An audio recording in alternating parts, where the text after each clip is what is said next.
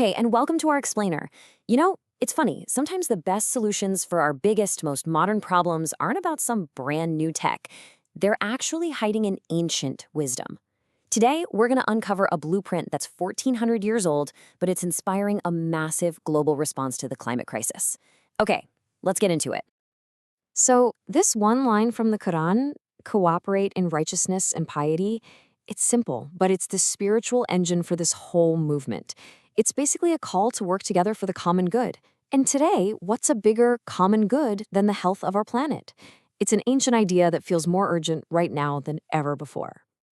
I mean, be honest for a second. When you think of the front lines of climate action, is this the image that pops into your head? Probably not for a lot of people.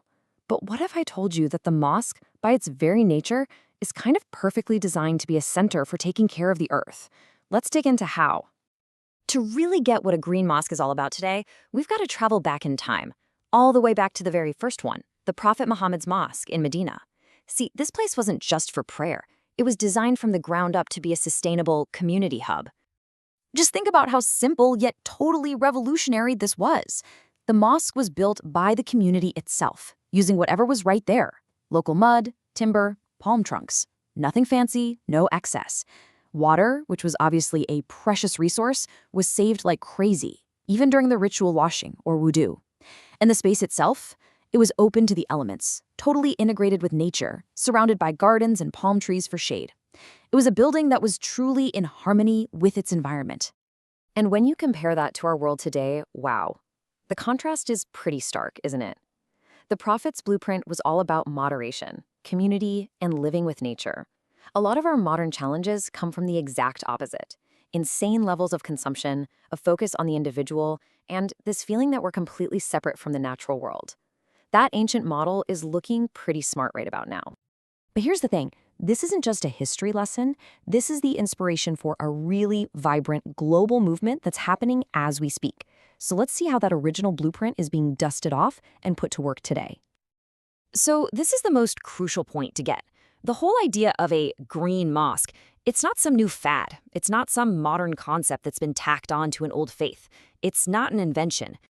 It's a revival. It's a powerful return to the deep ecological roots that were there all along. What activists and scholars are saying is that being a steward of the environment is at the very heart of the faith. This movement is all about rediscovering those core ethics and applying them to the crisis we're facing right now. And this is happening everywhere. It's a real grassroots thing. You see it in the United Kingdom, where mosques are putting up solar panels and creating all sorts of green initiatives.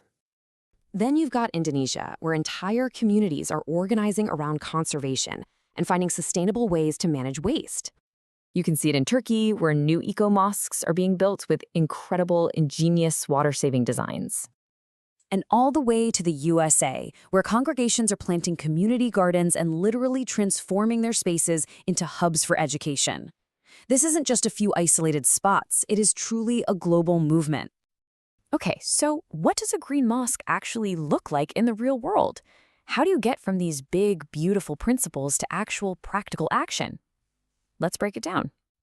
It's super practical, really tangible stuff. We're talking solar panels on the roof, grabbing clean energy from the sun, special taps for the wudu or ablution that save a ton of water. We're talking about recycling programs, community gardens growing fresh food, and even workshops that turn the mosque into a classroom for environmental learning.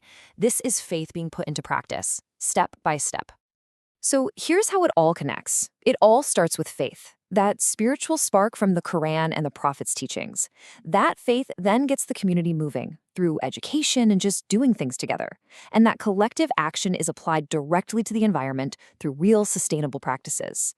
And where do all these things come together? They converge in one place, the Green Mosque. Now, to really understand the motivation here, you have to get this concept called Sedekah Jariyah. It basically means an ever-flowing charity. There's a teaching that says when you plant a tree, that good deed doesn't just stop when you're done. The rewards from it, the shade it gives, the fruit it bears, the life it supports, all of that keeps flowing back to you even long after you're gone. So taking care of the environment becomes this incredible act of perpetual worship. So this brings us to some pretty big questions, and not just about mosques, but really about any of our community spaces, and what our own role can be inside of them. So think about your own community.